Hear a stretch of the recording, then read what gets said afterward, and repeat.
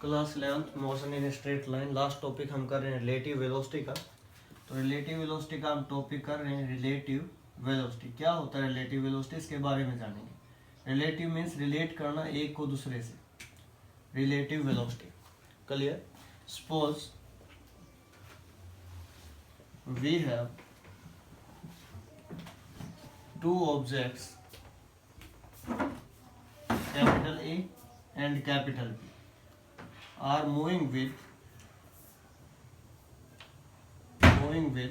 different speed, moving different velocity, then velocity of object A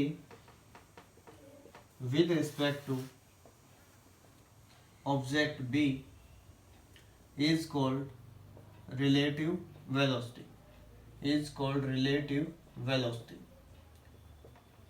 Relative velocity VAB is simply VA minus VB. Clear. तो ये हमारे पास होगा velocity, relative velocity और relative position और relative acceleration और relative displacement, और सभी इसी फॉर्म में हमारे पास लिखे जाएंगे। यहाँ पर अगर बात करें तो X A minus X B divided by में जो टाइम यहाँ पर लगा टी माइनस जीरो, तो इस टाइप से हम इसको रिप्रेजेंट करेंगे। ठीक है, इसको न्यूमेरिकल से ज्यादा इजी वे में समझा जा सकता है एज कंपेयर टू दिस। तो ये हमारे पास रिलेटिव वेलोसिटी के रिगार्डिंग बात है। तो रिलेटिव वेलोसिटी के हम केस करते हैं। Number one, if two objects are moving with the same velocity. Number one है two objects are moving with the same velocity, V A is equal to V B. Clear. Position different है, हो सकता है same भी हो, same starting point है और same finishing point है। हम same starting point same finishing point, या फिर ऐसा बोले कोई हमसे 2 कदम आगे चल रहा है और लास्ट टाइम फिनिशिंग पॉइंट पे हमसे 2 कदम आगे था, तो उस टाइम पे हम बोलेंगे दोनों की जो स्पीड है, वेलोसिटी है, इन the same direction speed same है हमारे पास। तो वहां पर रिलेटिव बोला जाए, कितने का रिलेटिव है, तो रिलेटिव उनके बीच में क्या होगा, जीरो। तो इसको यहाँ से मैं ग्राफ की हेल्प से आपको समझाने की कोशिश करूंगा। टाइम है, this is position time graph है हमारे पास।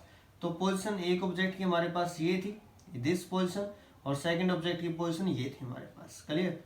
यहाँ से इसने मूव किया तो बी पॉइंट ने भी साथ साथ मूव किया हमारे पास।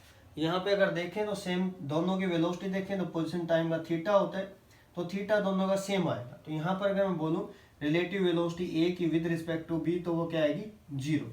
रिलेटिव वेलोसिटी क्या है, जीरो। दोनों सेम वेलोसिटी से हमारे पास मूव कर रहे हैं, v minus we zero. Second case हमारे पास ये, अगर a की वेलोसिटी b से ज्यादा है तो ग्राफिकल उसको रिप्रेजेंट कैसे करेंगे। ये हमारे पास पोजीशन है, ये हमारे पास टाइम है। a की स्पीड ज्यादा है एज कंपेयर टू b, तो a की जो स्पीड हमारे पास ज्यादा है, तो यहाँ से मैं a को लिख रहा हूँ, तो स्लोप उसका कुछ इस टाइप से होगा।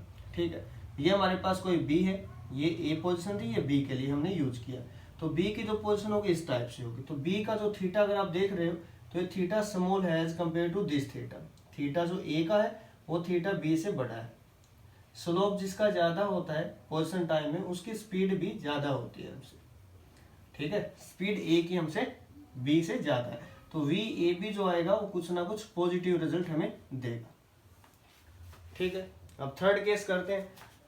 अगर ऐसा हो VA जो है इसकी स्पीड हमारे पास VB से लेस है, तो यहाँ पर जो पोजीशन टाइम आएगा, अगर मैं बात करूं तो ये A के लिए है, ये B के लिए है। A के लिए हमने ग्राफ प्लॉट किया, B के लिए थोड़ा इस टाइप से बन जाएगा। A का जो थीटा देखें और B का थीटा देखें, तो B का थीटा बड़ा, तो B की वेलोसिटी ज्यादा है। तो यहाँ से अगर VAB निकालेंगे तो क्या आएगा, नेगेटिव वैल्यू देगा। VAB क्या आएगा, नेगेटिव। ठीक है, तो ये कुछ ग्राफ थे हमारे पास इसके बारे में समझने के। अब इसको क्वेश्चन से न्यूमेरिकल की हेल्प से समझेंगे और क्लियर करेंगे इसको, हर एक पॉइंट को। तो देखें शाबाश।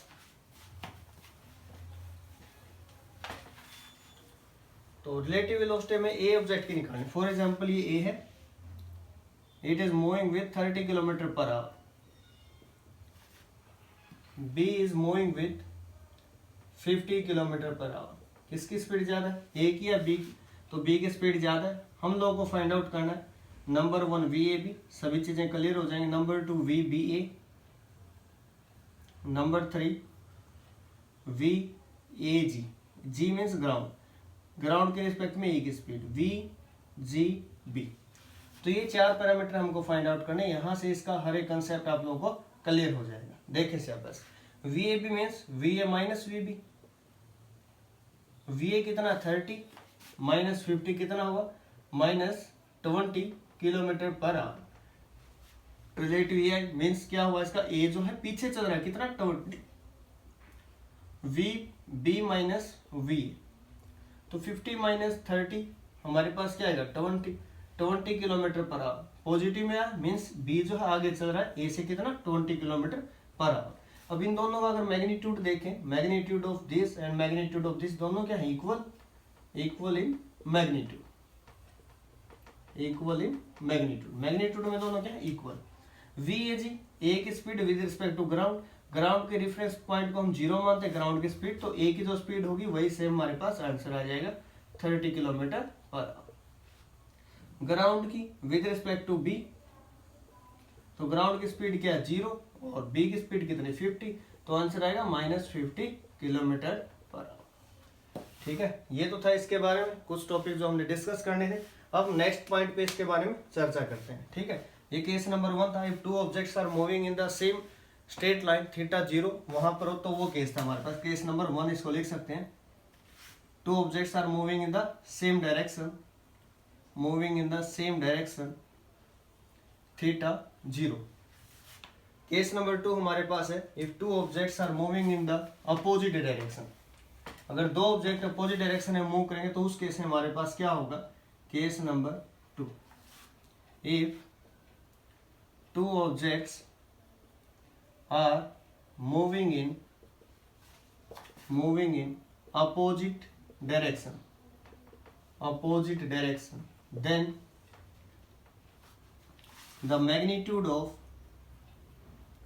then the magnitude of relative velocity is equal to the sum of individual velocities of these two objects। ठीक है, देखते हैं हमारे पास क्या होगा। तो वी ए हमारे पास है 20 किलोमीटर पर आवर से हमारे पास जा रहा है ए इस डायरेक्शन में, ये कोई बी ऑब्जेक्ट है 20 किलोमीटर पर आवर की स्पीड से आ रहा है सेम डायरेक्शन में। तो यहाँ पर वी ए बी अगर देखें हम, वी ए बी हमारे पास क्या आएगा V A minus V B, V A कितना 20, वी बी कितना 20, लेकिन अपोजिट डायरेक्शन तो नेगेटिव साइन आप यहाँ पर यूज करोगे। तो इनकी हमारे पास रिलेटिव आएगी, कितनी स्पीड आएगी, कितनी वेलोसिटी आएगी 40 kilometre per our. We A B का जो मैग्नीट्यूड होगा वो 40 किलोमीटर पर आवर होगा। शायद आप लोगों को यहाँ से क्लियर हो गया होगा। दोनों ऐड होंगे हमारे पास किस केस में, थीटा अगर 180 है तब, थीटा 180 है तो V A plus V B, V A B हम अगर निकाल रहे हैं तो अगर थीटा 0 है तो वी ए बी जो होगा क्या होगा V A minus V B. इस टाइप से सारे कंसेप्ट हम लोगों को रिलेटिव वेलोसिटी के क्लियर हो जाएंगे।